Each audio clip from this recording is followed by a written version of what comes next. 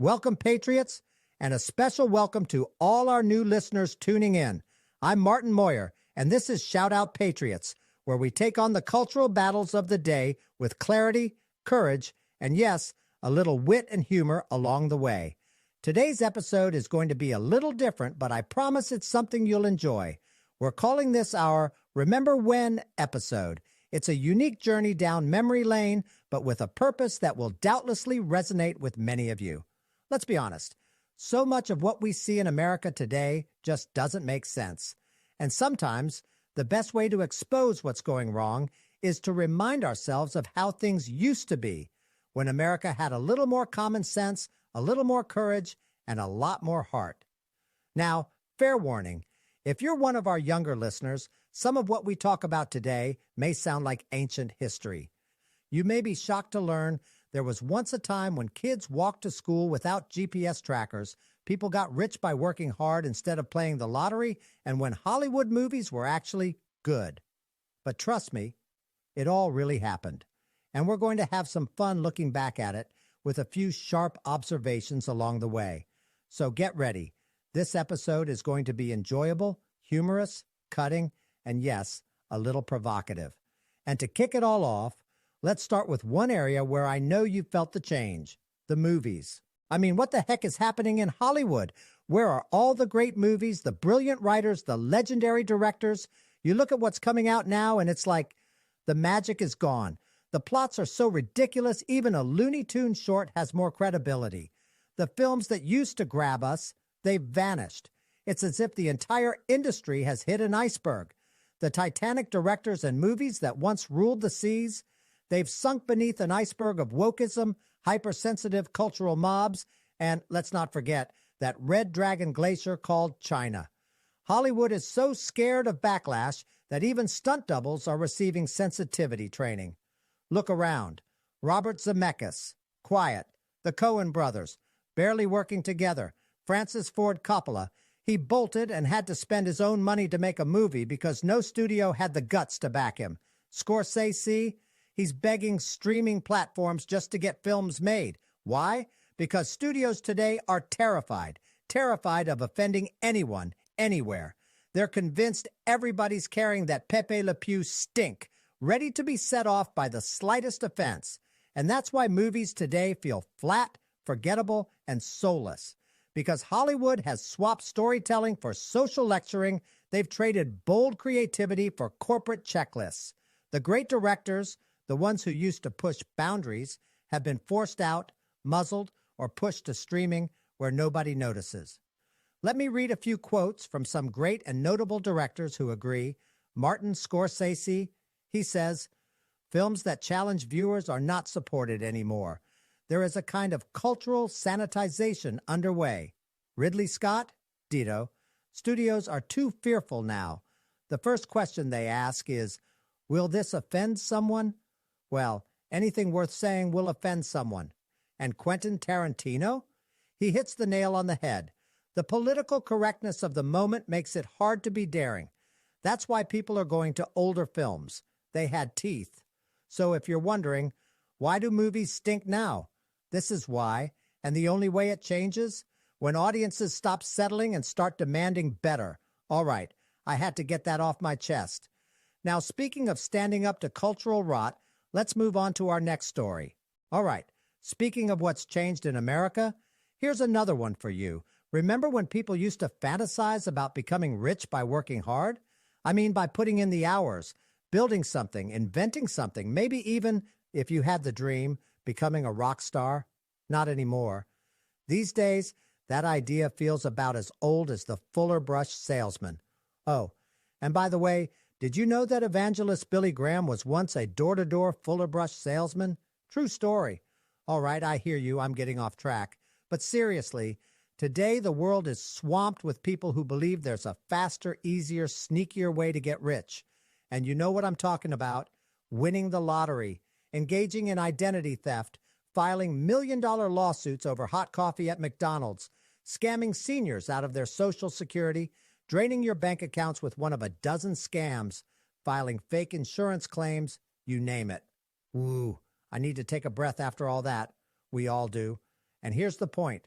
When I was growing up, I don't remember looking over my shoulder, wondering if the next phone call was a scam or if the email I just opened was about to steal my life savings.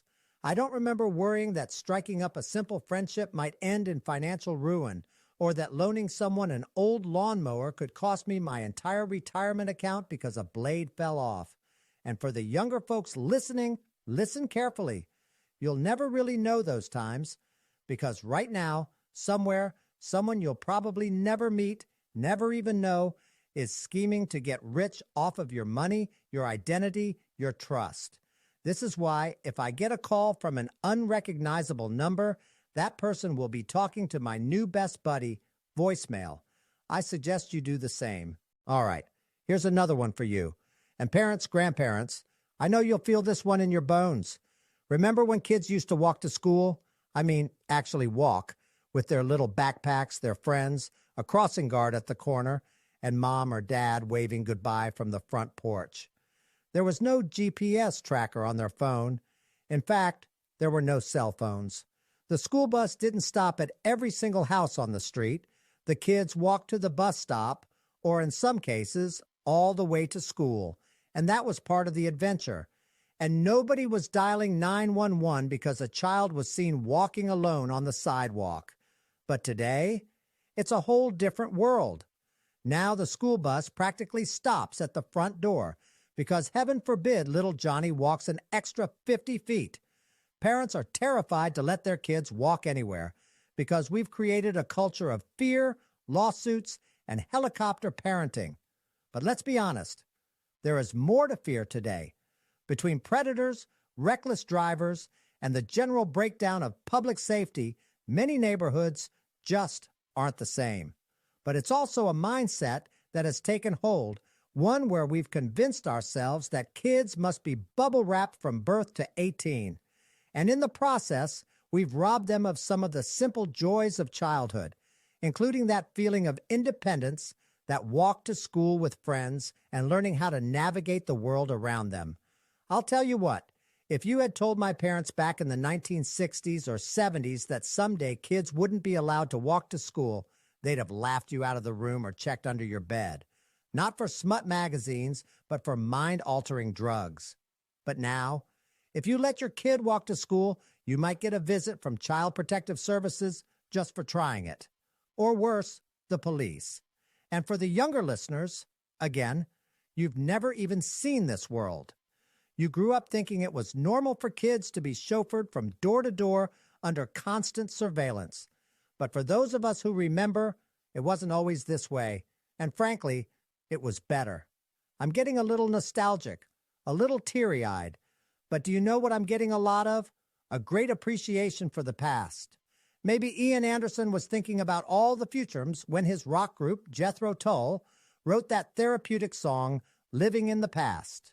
I've got to be honest, as a senior myself, it sometimes feels overwhelmed in remember whens. It's like half of my conversations these days start with, remember when? And frankly, that's because what used to be everyday life now feels like a distant memory. And for younger folks listening, pay attention. Because for those of us who lived through it, those remember whens weren't just nostalgia. They were the good years. The years when life felt safe, the future felt promising, and raising kids was an exciting adventure, not something to dread because you feared for their future. So here we go, rapid fire. See how many of these you remember. Remember when you could say what you thought and not lose your job. Remember when journalists reported real news instead of fake news. Remember when boys were boys and girls were girls, and everybody knew the difference. Remember when kids were taught to love America, not hate it. Remember when all you had to remember was your social security number, not 200 passwords. Remember when families ate dinner together without a phone on the table. Remember when you could pump gas without checking for carjackers. Remember when church was the center of the community, not the target of lawsuits. Remember when humor wasn't illegal and comedians could tell an actual joke. Remember when the American dream was admired, not attacked as privileged. Remember when raising a family was exciting, not terrifying? You see, my friends, those weren't just small things. That was the America we knew. And if today all we seniors have left is our remember whens, well, that should tell you something about the state of the culture now knocking at our doors. But here on Shout Out Patriots, we're not just going to remember, we're going to stand up, speak out, and fight for what made this country great. And in the process, create some great remember when history for our children and their children. And if that makes me sound old, well, fine. But at least I remember what right looked like. For this last Remember When, I want to get a little more serious, because this one really matters. Remember when you could write a letter to an elected official and actually get a real response? I'm not talking about some auto-generated email or meaningless boilerplate rant. I'm talking about a letter, thoughtfully written by mail on real paper, that actually answered the question or concern you raised. I've been in the pro-family movement for over 4 decades. I can't even recall the last time I received so much as a simple acknowledgement of a letter, let alone a thoughtful response. These days, if you're lucky, you might get a run-of-the-mill email, often written so generically that it doesn't even mention the issue you contacted them about. I can tell you, there was a time when public officials understood that answering their constituents wasn't just polite. It was part of the job, part of serving the public. Letters were answered. Phone calls returned. Even if they disagreed with you, they respected you enough to respond. Today, good luck. Federal officials not only ignore letters, they blow past legal deadlines like they don't even exist. They know that most citizens can't afford to sue them to get an answer, so they just stonewall, bully, and wait them out. And just so you know, this isn't some abstract problem. In January, I sent a letter to my Virginia Congressman, John Mawyer. I donated heavily to his campaign. I cheered him on to victory. After he was sworn in, I wrote to him requesting a room reservation to screen our film, Stolen Rainbow, on Capitol Hill. I called his office twice. I sent a follow-up email. I even confirmed with his staff that they received my request. They promised to get back to me soon. That was 5 months ago. Guess what? I'm still waiting. You know, they used to call them public servants. But I have to ask, who exactly are they serving when they can't even pick up a pen or a phone? Every congressional office has a constituent services representative somewhere. You'd think at least one of them could remember where the pens are kept. At this point, I feel like Virginia O'Hanlon, who in 1897 famously wrote to the Sun in New York asking, "Please tell me the truth. Is there a Santa Claus?" My question would read, is there really such a thing as a public servant? Maybe the Sun can tell me, because Congress sure won't. Here at Shout Out Patriots, we still believe in serving the public. Our elected officials work for us, not the other way around. And we're not just going to remember when America got it right. We're going to remember how to fight to make sure future generations have something worth remembering too. Of course, they say that one day AI will take over the world. If so, at least if we type in a complaint, we're guaranteed a response. But in all seriousness, friends, this is why we do this show. To remember what made this country great and to fight for it so future generations will have something worth remembering too. And speaking of fighting for it, I want to thank all of you for helping us grow this podcast. Our numbers are climbing, and that's because so many of you are liking and sharing these episodes. That makes a real difference. So keep it up. Don't be shy. You can always shout just by tapping that share button and help us get this message out to more patriots across the country. Until next time, I'm Martin Mawyer. This is Shout Out Patriots. And together, our shield will be laughter, our sword will be wit, and our armor will be truth.